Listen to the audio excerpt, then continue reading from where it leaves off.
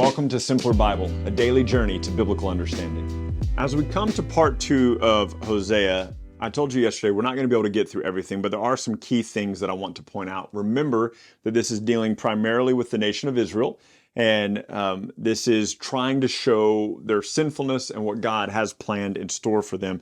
He has promised to ultimately bring them back to himself, but that's in the latter days. So Hosea chapter 5 says this: "Hear this, O priest, pay attention, O house of Israel." So there's who he's talking to.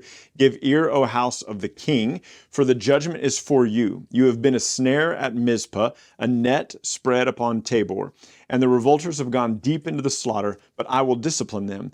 I know Ephraim, and Israel is not hidden from me. For now, O Ephraim, you have played the whore, Israel is defiled." And remember, the third part of that is Samaria. All three of these names mean the same thing: Ephraim, Israel, and Samaria.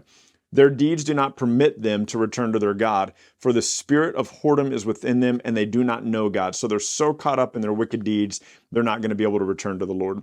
"The pride of Israel testifies to his face. Israel and Ephraim stumble in their guilt. Judah also shall stumble with them." So Judah's included now. "With their flocks and herds they go to seek the Lord, but they will not find him. He is withdrawn from them. They have dealt faithlessly with the Lord, for they have borne alien children. Now the new moon shall devour them with their fields. Blow the horn in Gibeah, the trumpet in Ramah. Sound the alarm at Beth Aven. We follow you, O Benjamin. Ephraim shall become a desolation in the day of punishment among the tribes of Israel. I make known what is sure. The princes of Judah have become like those who move a landmark. Upon them I will pour out my wrath like water. Ephraim is oppressed and crushed in judgment." So Ephraim, Judah, Benjamin. So he's kind of going through some of these main tribes. He was determined to go after filth. "I am like a moth to Ephraim, like dry rot to the house of Judah." This is interesting. It makes me think a little bit of Matthew chapter 6, where he says, "Store up for yourself treasures in heaven and not on earth." You don't store up treasures on earth where the thief breaks in and steals, or the moth and the rust devour. And so God says here, I'm going to be like a moth. I'm going to be like dry rot. I'm going to be like rust to the house of Judah. I'm going to see them destroyed. "When Ephraim saw his sickness and Judah his wound, then Ephraim went to Assyria and sent to the great king. But Assyria is not able to cure you or heal your wound. I will be like a lion to Ephraim, like a young lion to the house of Judah. I will tear and go away. I will carry off, and no one will rescue." That language is going to be repeated in just a moment. "I will return," listen carefully, so important. "I will return again to my place until they acknowledge their guilt and seek my face in their distress and earnestly seek me." So God says, I'm going to rip them like a lion. I'm going to destroy them until they repent and they confess and acknowledge their sinfulness, and then they seek my face. And the very next line, the very next sentence, what we call chapter 6, because remember, Hosea isn't writing this in chapters. The very next line says, "The people said, 'Come, let us return to the Lord. He has torn us, but he will heal us. He has struck us down, and he will bind us up. After 2 days he will revive us. On the third day he will raise us up, that we may live before him. Let us press on. Let us press on to know the Lord. His going out is as sure as the dawn. He will come to us with showers and spring rains that water the earth." And you're going, oh, way to go, guys. That's wonderful. And so when you take these verses together, the last few verses, the last 3 verses of chapter 5 and the first 3 verses of chapter 6. And he says, I'm going to destroy Ephraim. They're not even able to repent. If they actually ever could repent, I would turn back to them. I'd be gracious to them. And the beginning of chapter 6, it sounds like they're repenting. Let's return to the Lord. He's going to heal us. He'll revive us. Let's press on to know the Lord. And it sounds good. But context matters. Oh my goodness, context matters. Because then the Lord speaks and says, in 6:4, "What shall I do with you, O Ephraim? What shall I do with you, O Judah? Your love is like a morning cloud or a morning mist, like the dew that goes away early. Therefore I have cut them by the prophets. I have slain them by the words of my mouth, and my judgment goes forth as the light. For I desire steadfast love and not sacrifice, the knowledge of God rather than burnt offerings. But like Adam, they transgressed the covenant, and they dealt faithlessly with me." So I need you to understand something here. This is repeated a couple of times in the Bible. He's saying that when they say, hey, let's return to the Lord, he goes, you don't mean it. You're insincere. You're like a waterless cloud. You're like the dew in the morning that evaporates. He goes, yeah. You're saying let's return to the Lord, but you don't mean it. You're unfaithful to me. The moment things get better, you're going to turn away from me again. And so what appears to be happening in these first 3 verses is repentance, but it's not actually repentance. And we'll see this a couple of places in the prophets where it's fake. It's lip service. They're not actually turning to the Lord. And so they're just trying to make their circumstances better. It's kind of like they're going, hey, God, we're really sorry. We'll come back to you. Meanwhile, they're hiding their idols behind their back. They don't want, we're here, God. We're coming back to you. And then the moment God relents and takes care of everything, like, I fooled you. And now they're worshiping their idols again. These are false people. And so he goes on to say in verse 8, Gilead, oh, by the way, I desire steadfast love and not sacrifice, the knowledge of God rather than burnt offerings. That should make us think of 1 Samuel 15. And it might make us think a little bit of some stuff we see in Matthew chapter 9 and 12, but I'll record all of that in the blog. So Gilead is the city of evildoers, tracked with blood. As robbers lie in wait for a man, so the priests band together. They murder on their way to Shechem. They commit villainy. In the house of Israel, I've seen horrible things. Ephraim's whoredom is there. Israel is defiled. For you also, O Judah, a harvest is appointed when I restore the fortunes of my people. When I would heal Israel, and the iniquity of Ephraim is revealed, and the evil deeds of Samaria, for they deal falsely, the thief breaks in, and the bandits raid outside again. Israel, Samaria, Ephraim, all the same place, all right? By their evil they make the king glad, and the princes by their treachery. They are adulterers. They are like a heated oven whose baker ceases to stir the fire from the kneading of the dough until it's leavened. On the day of our king, the princes became sick with the heat of wine. He stretched out his hand for the mockers. With the hearts like an oven, they approach the intrigue. All of them are as hot as the oven. They devour their rulers. All their kings have fallen in. None of them calls upon me. He says, Ephraim is like a dove, silly and without sense, calling to Egypt and going to Assyria. As they go, I will spread over them my net. I will bring them down like the birds of the heavens. I will discipline them according to the report made to their congregation. Woe to them, for they have strayed from me. Destruction to them, for they have rebelled against me. I would redeem them, but they speak lies against me. So what they were saying at the beginning of chapter 6, not true. They're just speaking lies. They do not cry to me from the heart. Catch that? It's not from their heart. It's not sincere.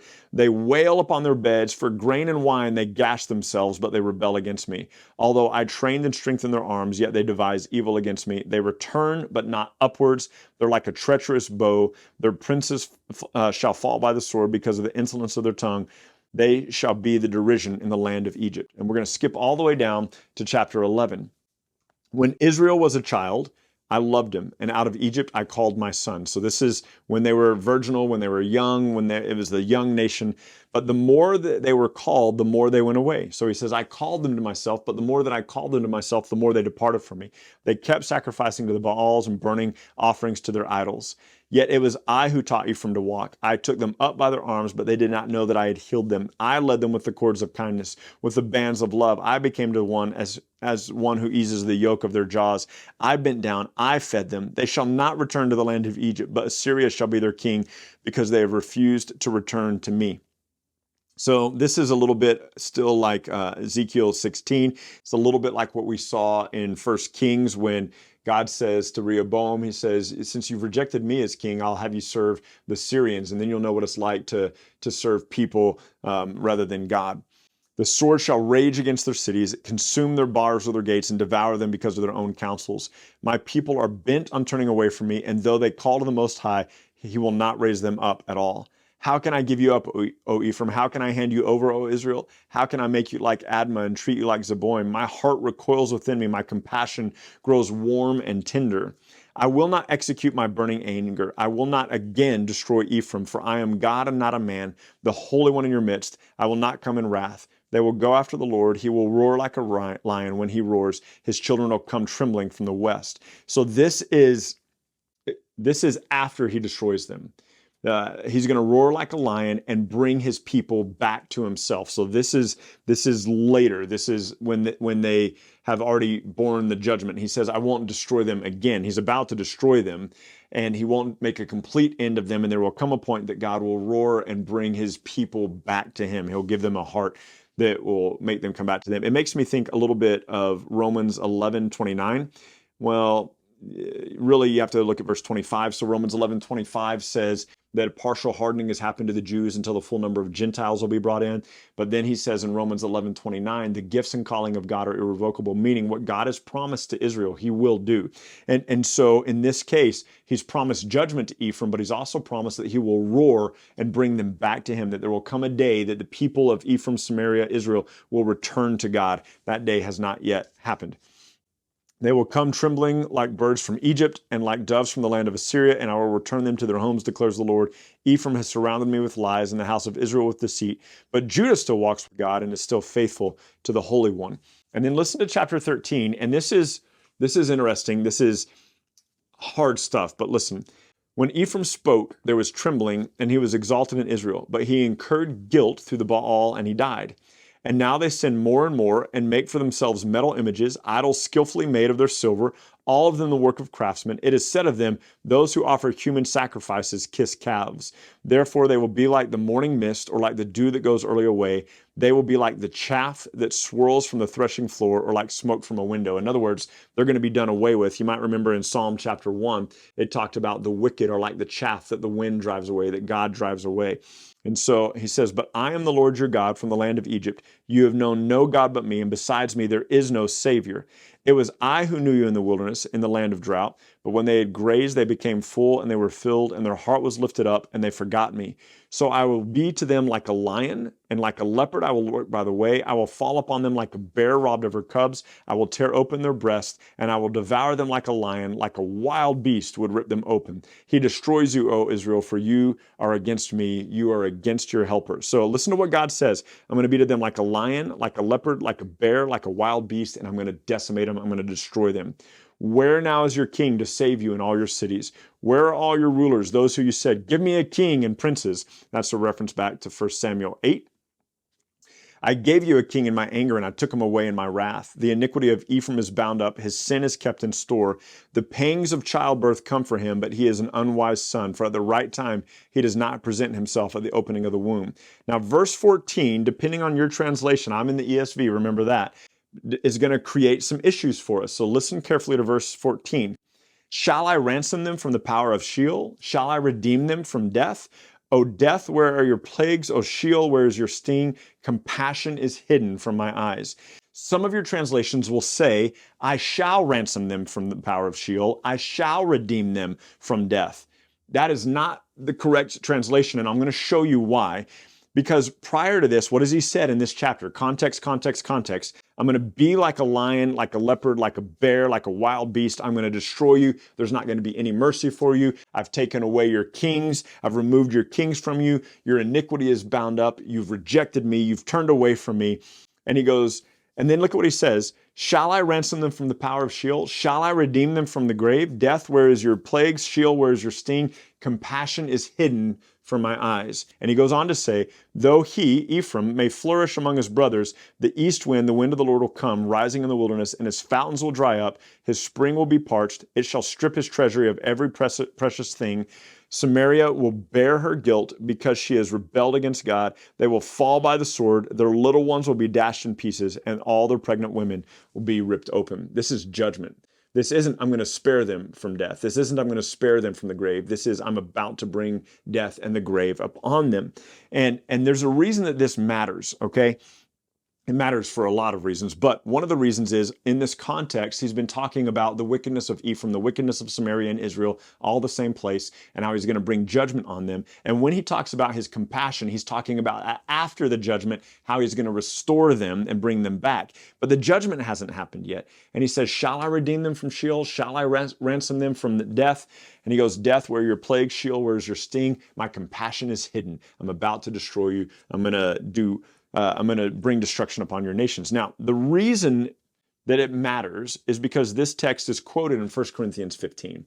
And in 1 Corinthians 15, Paul is talking about the resurrection of Jesus and the hope that we have of resurrection one day. And he says, beginning in like verse 51 of 1 Corinthians 15, we won't all sleep, but we will all be changed in a moment, in the twinkling of an eye, at the last day, at the sound of the trumpet, with the voice of the archangel. The dead in Christ will raise first, and then we who are alive will be caught up together with him in the air. And he says, when the mortal body has put on immortality, when the mortal body is swallowed up by life, then comes about the saying, death is swallowed up in victory, which is a quote from Isaiah 25. And then he says, O death, where is your sting? O death, where is your sting? O death, where are your plagues? And he says the sting of death is sin, and the power of sin is the law. And it's interesting because what we do is we read 1 Corinthians 15 and we say, oh, death, where is your victory? Oh, grave, where is your sting? We read those verses and we kind of say it as like we're boasting, oh, death, where is your victory? Oh, grave, where is your sting? God, when in Hosea 13:14, when God is calling for Sheol and death, he's saying, come Sheol, come death. Death, where are your plagues? Sheol, where is your sting? He is inviting them. He's inviting them. Death, where are your plagues? Sheol, where is your sting? Come and render judgment to my rebellious people here of the Ephraimites. In 1 Corinthians 15, Paul tells us, oh, death, where's your victory? Oh, grave, where's your sting? He says the sting of death is sin and the power of sin is the law. That's where the sting of death is. That's where the victory of death is. And then he says, but thanks be to God through Jesus Christ. Like we've been set free from that through Jesus Christ. So he's not even talking about like the physical death as much as he is like what Christ has ransomed us from. And that quote in 1 Corinthians 15 is found here in Hosea 13. And it's a judgment verse. It's not a victory verse, it's a judgment verse. And this is a verse where God is bringing judgment against wicked Ephraim, Israel, Samaria. And God is going to reject them as his people. And then what does he promise though? He promises that he won't harden his anger won't be against them forever. And his compassions will be warmed again. And he will bring them back from the east and the west, back to his holy temple, back to the place where they will worship him.